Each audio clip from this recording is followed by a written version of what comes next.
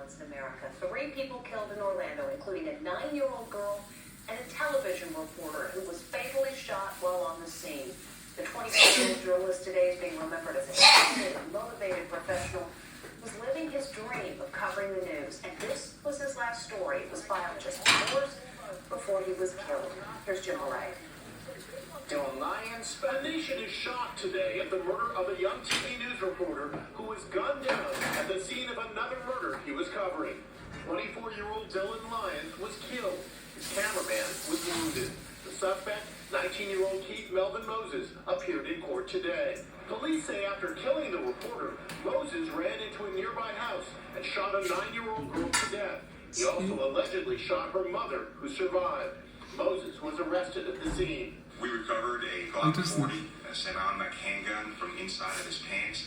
That gun was still hot to the touch, meaning it had just been fired. Dylan Lyons' colleagues had a tough time keeping it together as they reported on his death. One of our Spectrum News 13 family members has died. Fellow reporters were heartbroken. We go home tonight afraid that something like this will occur. Good morning to both of you. Lyons was just starting out in TV journalism and covered local news.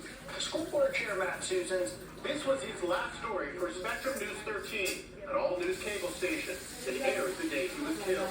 Dylan Lyons was then sent to cover the murder of a 38-year-old woman. Moses is the suspect in her slaying.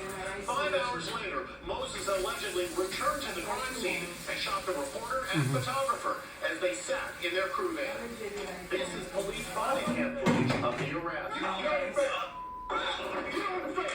Lyons was engaged to be married.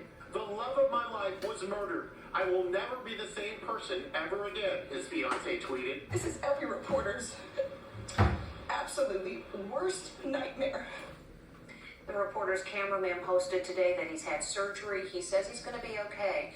By the way, today is the 54th day of 2023. And according to the Gun Violence Archive, so far this year, 2,708 people have been murdered in America in gun violence.